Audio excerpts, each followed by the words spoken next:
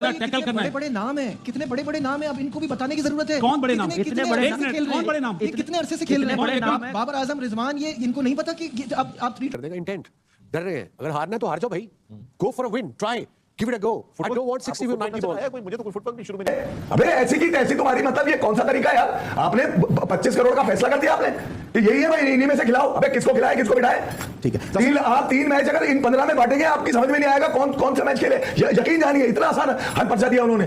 तो यहाँ 15 रख के 3 मैच बांटे, आपको पता ही नहीं चले। अबे किसको खिलाए, किसको पूरा स्क्वाड भी खिला दे, आपके नतीजे यही है यार। लेकिन बादल ये वाला अपसेट तो नहीं था, लेकिन ये बहुत शर्मनाक बात थी। अगर ये अपसेट होगा तो हम जैसे लोग जो सोच रहे हैं यहाँ पे बैठ के, जिनकी टीम इस तरीके की खेल रही है, हम ये सोचे बांग्लादेश उसको हरा दे, उसको हरा दे, उसको हरा दे, और हमारी टीम आगे आ जाए। हमारा दीवाने का ख्वाब होगा। हमारा यही अलमिया रहा है कि हम सिर्फ दुआ पे चल होते हैं कि पहले भी बारिश हुई थी। ऐसे सुपरस्टार हमें नहीं चाहिए जिस तरह दूसरे आगे परफॉर्म करते हैं, उधर कहीं ना कहीं हमें परफॉर्म करके दें। हमें पता है हमारे पास स्पिनर्स नहीं है, लेकिन आप अपना तो रोल अदा करो। ठीक है ना, अपना रोल अदा करो यार। हर प्लेयर का over and all New Zealand looked a very strong team, और पाकिस्तान के लिए अब रास्ता यहाँ से बहुत मुश्किल हो गया। रीजन है कि पाकिस्तान के लिए ये literally half of the tournament था। अगर पहली गेम जीतता या न्यूजीलैंड हारता, दोनों के लिए मुश्किल होता। तो but having said that again, मुझे डिसअपॉइंटमेंट हुई when it comes to batting approach and obviously bowling में बहुत ज्यादा रन। मगर इस तरह की इंटेंट से जो है ना, फिर आप 320 रन नहीं कर सकते हैं। और कहते यही है कि स्टैटिस्टिकली पहले 50 रन जब ये करते हैं ओडीआई में, वो टाइम लेते हैं, उसके बाद के जो अगले 50 हैं वो बहुत। मैंने अपना 50 करना है ना पहले, ये बात है ना। असल रीजन तो मेरा नाम बनाना। असल रीजन ये कितने है, मैच जितवा दिए हैं सिवाय एक T20 के 10 मैचों से जो जीता इंडिया के अगेंस्ट। अभी 6000 रन की बात चल रही थी बाबर आजम की, उसमें लिखा हुआ था माइकल बेवन। ये कब बने माइकल बेवन? अबे पिट के तुम्हारे 10 दिन में बुरा हाल हो गया। मुंह से नहीं कह रहे कि हमने अच्छा नहीं खेला, अभी भी कह रहे हो कि बॉलिंग में रन बन गए। हम तो सोच रहे थे 260। अबे यार ये तुम क्या बेवकूफ बना रहे हो? कौन सी चरखी लपेट रहे हो तुम? हैं, हमें नहीं पता क्या ढाबे बातें चल रही है आपस में। बॉल छूट जाए अपने बच्चे से तो जानी क्या कर रहा है ये? जानी, अबे ये कौन सा जानी मन का गेम चल रहा है भाई? क्रिकेट इंडिया की टीम आपके सामने है। अगर रोहित नहीं परफॉर्म करता, टीम जीतती है। विराट परफॉर्म नहीं कर रहा, टीम जीतती है। इसीलिए सारा मलबा जो है ना, वो सिर्फ बाबर के ऊपर आ जाता है। लेकिन बात ये कुछ नहीं कर रहा। End of the day every player has to do their part. अगर नहीं करते बात पैसा लगाता है, हमारी क्रिकेट में बड़ा पैसा है। और उसके बाद ये चीज हम अगर देखें तो बड़ा दुख होता है। अगर आज हम न्यूजीलैंड का बैटिंग ऑर्डर देखते हैं, तो जिनसे डर था, केन हुए, मिचेल हुए, उसके अलावा विल्सन हुए, ये इस तरह नहीं चल पाए, कॉनवे इस तरह नहीं चल पाए उनके। लेकिन हमने आने ही नहीं दिया किसी को। हमने एक ग्रुप बना के रखा था, उस ग्रुप ने जो है वो बाकियों को दरमियान में दाखिल नहीं होने दिया। हम होस्ट कंट्री है, हम लॉस्ट कंट्री है। इंडिया 2023 में। जय हिंद दोस्तों, नमस्कार दोस्तों। जिस तरीके से न्यूजीलैंड ने पाकिस्तान को चैंपियंस ट्रॉफी के पहले मुकाबले में हराया, उसे देखकर दोस्तों पाकिस्तान की पूर्व क्रिकेटर वसीम अकरम ने जमकर दोस्तों पाकिस्तान टीम को धोया है। जिसमें दोस्तों बाबर आजम की जमकर धुलाई की है वसीम अकरम ने, साथ ही दोस्तों रमीज राजा और शोएब अख्तर ने। तो चलिए दोस्तों, आप लोग पूरा वीडियो देख लीजिए। आखिरकार पाकिस्तान के पूर्व क्रिकेटर्स इतनी शर्मनाक हार पर पाकिस्तान टीम की किस तरीके से धज्जे उड़ा रहे हैं। जब न्यूजीलैंड साउथ अफ्रीका के खिलाफ ट्राई सीरीज में 350 चेस किए, पहले 10 ओवर में पाकिस्तान का 91 था in first 10, and they chase 350 easy. And we did lose 3 wickets. No, we did. You did lose. Yeah. Rizwan और सलमान ने आके 100 किए। तो मैं लेकिन क्या were there any demons in the pitch? Because it looked like New Zealand batted on a different pitch, and all of a sudden हम जब आए हैं तो it looked like it's impossible to bat on that pitch. What was really going on? यार पूजी ने बड़ी अच्छी तरह एक्सप्लेन किया। निकल भी इसके बाद कर देगा। इंटेंट डर रहे हैं, अगर हारना है तो हार जाओ भाई, go for a win, try, give it a go. I don't want 60 with 90 balls. मुझे तो कोई फुटबॉल भी शुरू में नहीं नजर आया। I don't want 60 or 90 balls of my main player. I don't. I'd rather have him getting 35 of 40 balls and out instead of getting 64 of 90. It's not on in this day and age. Yeah, I think वो shell shock सा हो गया। जिस stage पे game था, Rizwan was probably thinking यार यहाँ से 250, 260, 270 पे रोक देंगे, आखिरी 10 में 113, all of a sudden scoreboard 300 वो 21 नजर आ रहा है। And there's a way of going down and chasing down scores कि आने वाले बैट्समैन के लिए आपने चीजें आसान करनी है। You have to be a little ahead in your run chase, जो पूजी ने भी कहा, intent, just in a few different words। अगर आप 6, 6.5 की एवरेज में आप चेस करने को देख रहे हैं, 10 ओवर के बाद वो 8.5, 9 की एवरेज हो जाती है, तो वो जो अंदर 2 बैट्समैन है वो तो छोड़िए, जो बाहर 5 बैट्समैन बैठे रहते हैं उनके ऊपर ज्यादा प्रेशर होता है कि हमारे पास तो सांस लेने का भी टाइम नहीं है। 2 बॉलें 3 बॉलें खेलेंगे, वो आस्किंग रन रेट 11 हो जाएगा ओवर स्पैन ऑफ 38 ओवर्स। मुझे एक और चीज समझ नहीं आई, although he scored well, what's his name, अपना यंग बॉय सलमान 42 of 28। हां, उसने किया है, बट बाबर वेल सेट था, हिटे आके सलमान मार रहा था। ये बाबर की जो हाफ सेंचुरी है आपकी स्क्रीन पे भी लेकर आते हैं। उसने एक्चुअली आपको सुन लिया था सुबह कि तू अंदर रहना है। ये Babar This was beautiful. This was beautiful. I mean, उसको जब so you had the glimpses of greatness that we see from Babar. जब वो अच्छा खेल रहा होता है तो there is no better side. Simple as that. इतना खूबसूरत दिखता है।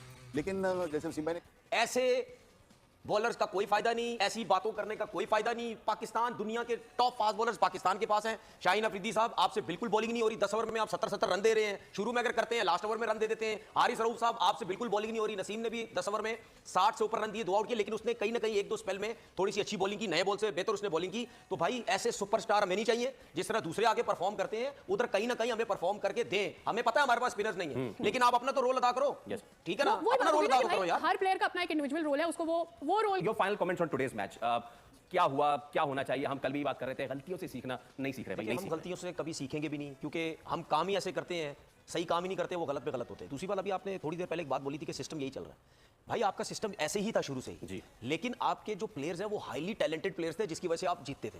हालांकि ये मैं जो बड़े बड़े प्लेयरों के नाम बता रहा हूँ, सिवाय एक वर्ल्ड कप के, ये लोग भी सुपरस्टार वर्ल्ड कप नहीं जितवा सके आपको, ठीक है। ये भी बायलैटरल सीरीज में सारे चैंपियन थे, वर्ल्ड कप वगैरह ये भी नहीं जितवा सके सिवाय 92 के अलावा, ठीक है। तो बात ये है कि वो इतने बड़े टैलेंटेड थे, जिसकी वजह से कुछ परफॉर्मेंस छुप जाती थी। एक नहीं करता था, दूसरे करता था, दूसरा नहीं करता, तीसरा जो है करता था। इसकी मिसाल मैं आपको देता हूँ, वेस्ट इंडीज की टीम कहाँ है आजकल? नीचे वाइट टॉप, ठीक है। उनका सिस्टम में भी सियासत मैरिड है ही नहीं। उनकी टीम क्यों इतनी ऊपर थी एक दौर में? उसमें भी नेचुरल टैलेंटेड फास्ट बॉलर तगड़े थे, नेचुरल टैलेंटेड बैट्समैन थे, टैलेंट से भरी हुई थी वो टीम, जिसकी वजह से वो टीम ऊपर थी। ये न्यूजीलैंड हो गया, ऑस्ट्रेलिया हो गया, इंग्लैंड हो गया, इनके सिस्टम इतने अच्छे नहीं थे। जिस टाइम हमारे टाइम पे टैलेंट था ना बहुत, इनके पास कुछ भी नहीं था। इन सबों ने अपने सिस्टम को बेहतर किया, अपने कोचेस से काम करवाया, मेरिट नीचे लाना शुरू की, क्लब क्रिकेट को बेहतर करना शुरू किया, वहां से लड़के अच्छे अच्छे देखना शुरू किया, उस मेरिट को प्रमोट करना शुरू किया कि इसको क्लब में लाओ, फर्स्ट क्लास में लाओ, इस पे नजर रखो। जिस तरह मैं आपको बात कर रहा हूं, प्रॉब्लम ये है प्लेयर्स तो छोड़ दे, आपके पाकिस्तान के कोचेस मेरिट पे नहीं है, वो पर्चियों पे लगे हुए हैं। अभी फॉरेन स्टार्ट करते हैं, कोई फर्स्ट क्लास की टीम में लग जाता है, कोई डायरेक्ट पाकिस्तान टीम में लग जाता है, आप इसी तरह से रन खा रहे हैं। तो अगर इसका ताल्लुक ये भी आपके दिलेर होने से भी है कि आप भाई कुछ फैसले लेने पड़ते हैं, आप प्लान कोई तोड़ कुछ समझ ही नहीं आ रहा। हम यही बात कर रहे हैं, जैसे आपने स्लो बाउंसर कहा है, देखिए आजकल की क्रिकेट में आप slow bouncer, length ball, pace के साथ लास्ट ओवर्स नहीं कर सकते जब तक आप यॉर्कर नहीं करेंगे। यॉर्कर करना जरूरी है, आपको वैरायटी लानी पड़ेगी। आप देखें इस टीम की मैनेजमेंट और कप्तान की हालत, आपका फखर अनफिट हो गया, नहीं ओपन पे आ सका, लेट हो गया। तो ओपनर किसको आना चाहिए था? सऊद शकील को आना चाहिए था, रिजवान को आना चाहिए था? पहले तो ये पूछे ना उससे, क्या अगर फखर नहीं आ रहे थे तो नहीं आ रहा तो रिजवान ओपन करता रहा ना।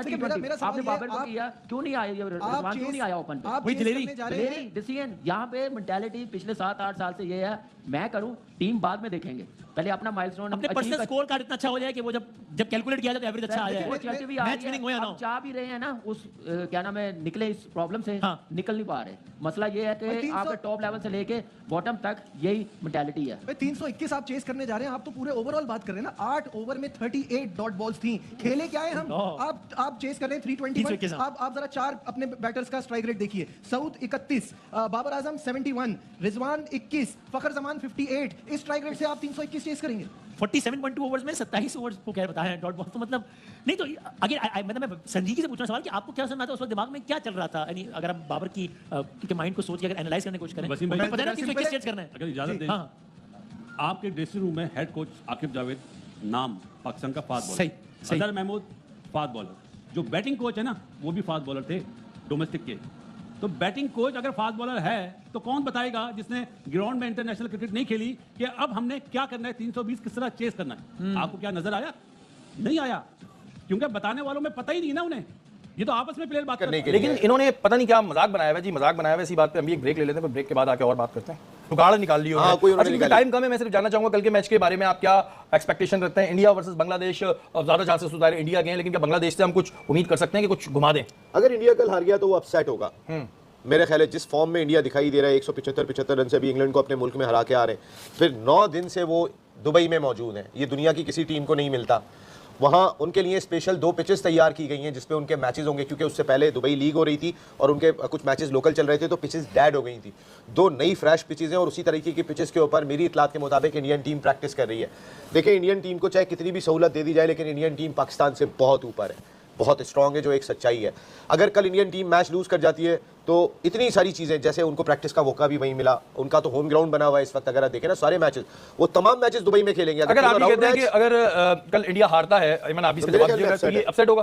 डेफिनेटली अपसेट होगा, क्योंकि इंडिया की टीम बांग्लादेश की टीम से बहुत ज़बरदस्त है और ऐसा बहुत रेयर हुआ है कि बांग्लादेश ने किसी बड़ी टीम को किसी टूर्नामेंट में हराया हो। तो आप सॉरी ये इंडिया कह रहे हैं कि मतलब चांसेस नहीं है, और बिल्कुल, अगर हो बहुत गया rare है। तो ऐसा अपसेट होगा। अब अपसेट ज्यादा तो हमें पाकिस्तान की टीम ही दे रही है, लेकिन बहरहाल ये वाला अपसेट तो नहीं था, लेकिन ये बहुत शर्मनाक बात थी। अगर ये आज के अपसेट मैच होगा की- तो हम जैसे लोग जो सोच रहे हैं यहाँ पे बैठ के, जिनकी टीम इस तरीके की खेल रही है, हम ये सोचे बांग्लादेश उसको हरा दे, उसको हरा दे, उसको हरा दे, और हमारी टीम आगे आ जाए, हमारा तो ये दीवाने का ख्वाब होगा। और हमारा कुछ नहीं यही होगा। अलमिया रहा है कि हम सिर्फ दुआ पे चल रहे होते हैं कि पहले भी बारिश हुई थी, इस दफा भी बारिश हुई है, हम जीतेंगे, और ऐसा हो जाए तो ऐसा हो जाए, ये इसको हरा दे। लेकिन यहाँ सवाल है पाकिस्तान टीम से मेरा, और जो उनके जितने भी सेलेक्टर्स हैं, जैसे उन्होंने कहा आकिब जावेद साहब, उनसे सवाल है कि भाई इतना पैसा लिया जाता है, इतनी मेहनत की जाती है, उसके बाद भी अगर यही रिजल्ट देने तो फिर हम क्या बोले जी। एक बात और मैं आपको मैं बिल्कुल एंड कहूंगा, बस खत्म, एक जुमले में खत्म करूंगा कि अगर फाइनल बन गया। अब इंडिया से मैच है जिसको रिजवान कह रहे हैं कि जी नॉर्मल मैच के तौर पे लेंगे, लेकिन पाकिस्तान की टीम को तो पहले ही मैच में, पाकिस्तान की आवाम को तो उन्होंने पहले ही मैच में एबनॉर्मल कर दिया है। किस तरह से फिर इंडिया के खिलाफ जो है वो तवक्कात रखी जा सकती हैं?